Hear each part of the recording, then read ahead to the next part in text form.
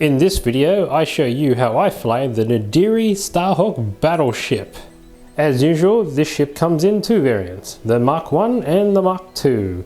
Both ships have a whopping 14 hull, 6 shields at the front, 4 on the sides and 2 on the rear, and they all come with a brace, a redirect, contain and a salvo. Both have a maximum of speed 2, with 1 click at speed 1 and 1 click for speed 1 and 2. It's also the first rebel ship in the game to have 4 command, and following that it also has 3 squadrons and 4 engineering. For upgrade slots, this is the first rebel ship in the game to have more than 1 officer slot. These 2 battleships have 2. They both have a weapons team, offensive retrofit, ion cannons, turbo lasers and super weapons. Okay, so the main strength of the Starhawk is its offensive ability to double arc a target. As you can see, having arcs on the corners is very easy to get a double arc into a target. Also, you're looking at 13 dice all up, right? So what I try to do normally on deployment is I wait for a big target like an ISD to drop down, and then I'll deploy somewhere off center from that ISD. So assuming that both targets are going to fly straight, the Starhawk will always get a double arc. ISDs will generally try to drive in towards you. Even better, you can just turn a little bit and then you should get a double arc onto their front. If they fly past you, then we're going to talk later where we super weapon them with the tractor beam to put them to 0, and then we can snag them that way. But we'll talk about that a bit later. Okay, it's just some quick double arcing tips for you guys using Starhawks out there and possibly other ships with similar arcs like an MC-80 or a Mach-75. Okay, so if you're beyond medium range, right, always be navving. If you do a double click either at speed 2 or speed 1, you will always get a double arc on the target. So here's an example at speed 2. Right, easy, double arc. And here's an example at speed 1. Boom. So that works all the time front on. Sometimes you can get away with just 1 click as well if you don't happen to be doing a nav. But most of the time, just be better safe than sorry, do a double click at the end of the tip. Okay, the next tip I'm going to show you is another front-on situation within close range. Okay, so obviously, if you go speed 2, you're going to ram, so you want to be going at speed 1. But if you go straight ahead, you're not going to get a double arc. But if you turn too much, you might ram, right? So what you do is, you take your maneuver tool, you look at that arrow there, right? And you line it up with your ship and your target. Obviously, don't put the grooves in. Okay, now at speed 2, right? Sorry, at the speed 2 of the tool, if the end of the arrow lines up with the corner of the ship, right, and it's gone beyond, you should be okay. Okay, so if you go 1 click there, you won't land on them, but you'll get the double arc. Right, but obviously if you go 2 clicks, you're gonna land, yeah? Okay, so you look where this arrow is, line it up with the corner of the ship, and you should be sweet. Obviously, if it's gone too deep and it's gone beyond, right, any clicks you do there was always going to be a ram. So that's how you measure that. So you can use that to decide if you're going to go forward with the corner or not. All right, let's talk super weapons. The Starhawk can only take the Magnite Crystal Tractor Beam. What you do is you exhaust it at the end of the ship's activation, and then choose a target at distance 1 to 5, and you can make the target match your current speed. All right, so there's a couple of ways you can use this. So for things like raiders and corvettes that are really fast, that can go up to speed 4, you can slow them down to speed 1 or 2 so they can't get around you to your weaker arcs. Or you can slow them down if they're trying to jump your line or the rest of your fleet, like this raider over here. If you go to speed 4, it's going to get away. But if you slow it down to speed 1, and then it's going to bump into the hammerheads and they'll have a fun time whaling on that raider. And my favorite, those coward ISDs that slip away at speed 3 after an engagement and they're limping away on 1 or 2 hull. Well, now you can slow them down to speed 1 and possibly 0 so they don't get away that far, and then you can finish them off on the next turn. So those are slowing down. Have a situation where you want them to speed up. So let's say this onager over here, it's been going the whole game at speed 1 because let's face it, onagers want to stay back and snipe. But you want to bring that onager closer to you. So you go at speed 2 because you've been trying to charge at the damn thing, right? You reach for long range, and then what you do is you tractor beam it from speed 1 to speed 2, which is great because what will happen is they will land on that rock and become closer to you, and then hopefully you can use your double arc tricks and get some double arcs off on the next turn. Okay, so the next thing we'll talk about is the speed 0 shenanigans. So if you go to speed 0, it means that you can now tractor beam your opponent to speed 0. Okay, now both of you can't use defense tokens. So ideally what you want to do is make sure you activate last so you can go to 0 and then tractor beam someone else to 0. Because if you do it somewhere at the beginning of the turn, chances are you are going to get shot up, and when they activate, they're going to get away by using a nav or a nav token, which most ships have. Now, in this example, what I've done here is, as previously said before, that Onager is now speed 2 because I've split them up. So this actually happened at a prime. So that Onager activated next, shot me up, right? Activated, move forward, cop the rock, right? And then it was my turn to activate. So obviously I went for I was slowed down to speed 1, right? Got that double lock in, okay. Tractor beamed him down to speed 1. Okay, next activation, all right, waited till I was last. Onager shot me, moved forward, both rammed and landed on the rock. And then what was my activation? I slowed down to speed 0, right? Tractor beamed the Onager to speed 0. Right, on the next turn I had Bail trigger off, so I was first player now. Starhawk activates first, speeds up to speed 1 so it can use its defense tokens, and wipes out that Onager that's now at speed 0. Okay, and just to demonstrate how deadly this is, okay, so with the double arc at speed 0, alright, so there's your front, there's your side. I'm just going to roll these together. Actually no, I'll just roll them one at a time. Okay, so what do we got there? Oh, so we have off the bat 1, 2, 3, 4, 5, 6, 7, 8, 9 with useless accuracy, so just leading shots.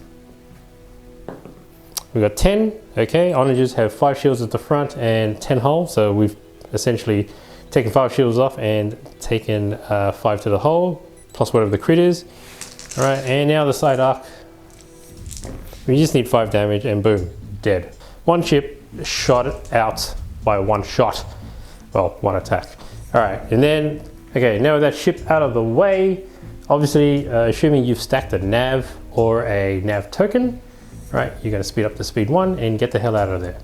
Now you got to be careful because ships like corvettes, raiders, demolishers, most of the time they're going to have a nav token on them, right? And most of the time all they're doing are navs. So that means if you slow them down to speed 0, right, with the nav token and the nav command, they can easily boost to speed 2 and get out of there on the next turn or on the next activation. So activation count and first player, second player really is important when determining if you're going to slow something down to speed 0. Because if they activate first, they're going to speed up, and then you're vulnerable at speed 0 and you're going to cop all that damage. Speaking of vulnerabilities, for such a big ship, it cannot take defensive retrofits, so no ECMs. And with only a brace and a redirect, essentially, right, it means it's going to be really weak against accuracy. So you might want to mitigate that by putting a Krista Agate, which comes with the Starhawk expansion pack, funnily enough. Most players would use Krista Agate to get an extra brace token, which makes it harder to accuracy. But if you happen to be accuracy, you can always discard it and use her ability and get the full benefit of the token. Alright, let's have a quick look at the 3 titles that come for the Starhawk Battleship. So first off, for 6 points you have the Amity, which gives an evade defense token to the battleship and also gives you the ability to deal an additional damage to yourself and to an enemy ship when they overlap you. Now why would you want an evade token? Well, first off, there's a lot of onagers out there these days, so having an evade token is great to mitigate 2 dice at extreme range as you're plodding along to get there. Also, because you're such a slow ship, being able to dodge damage on the way to the target is also still a good thing. You can also pull off some cheeky combos by having a turbo laser reroute circuit upgrade in your turbo laser slot and the Krista Agate officer, which now lets you do cheeky things like such as turning a blank red dice into a crit, and then now that triggers Krista Agate and now you can refresh your spent evade token or salvo token if it was a salvo attack. Next, for 12 points, you have the Concord title, which gives you an additional salvo token, but gives you the ability to spend one defense token if you're at speed 0, which is great if you're trying to pull some Magnite Crystal Tractor Beam shenanigans at speed 0. Keep in mind that these two titles that we just spoke of can only fit on the Mark 1 battleship, which shouldn't be much of a problem anyway, because the Mark 1 battleship is a better close-in ship than the Mark 2 is, and those two titles pretty much support that kind of play. And the last title, which can be taken by both the Mark 1 and the Mark 2 for 10 points, is the Unity, which gives you an extra redirect token, which is great, and the ability to re-roll attack dice when attacking squadrons that are engaged with friendly squadrons without the keyword heavy. Which seems totally useless, but let's be real, we're buying this title for the redirect token. Alright, let's have a look at some Starhawk builds. So first up, this is a build that I like to call the damage tank build.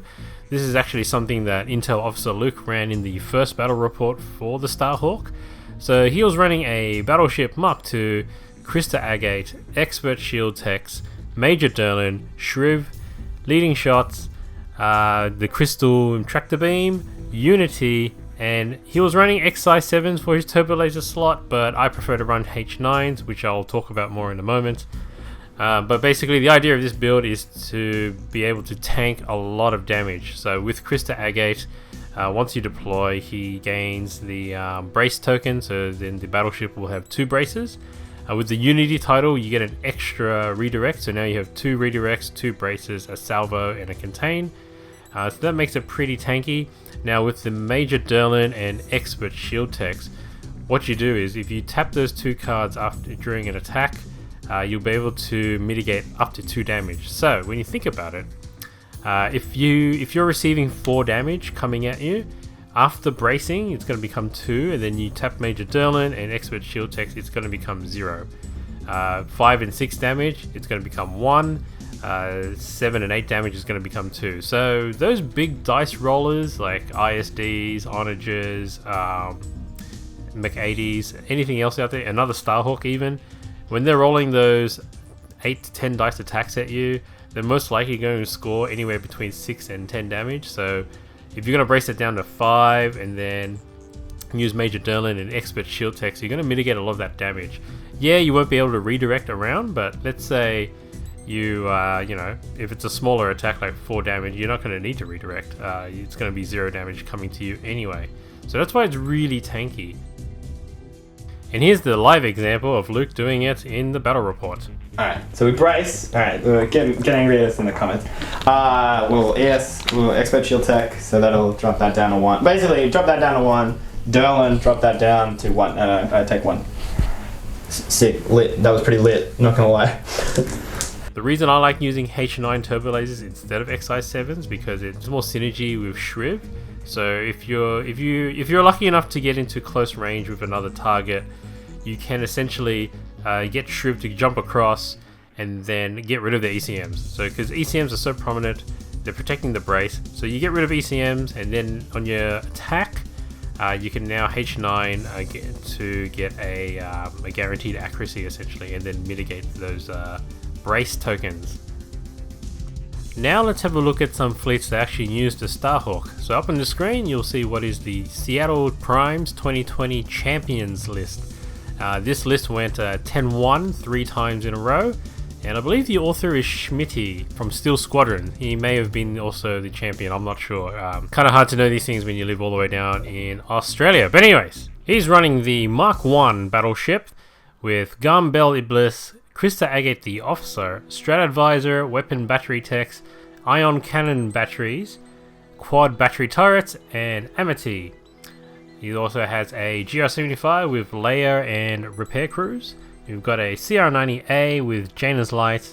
And lastly, he has the Pelter Assault with Ahsoka Tano, Projection Expert, and Intensify Firepower. The squadron complement is 4 YT-2400s.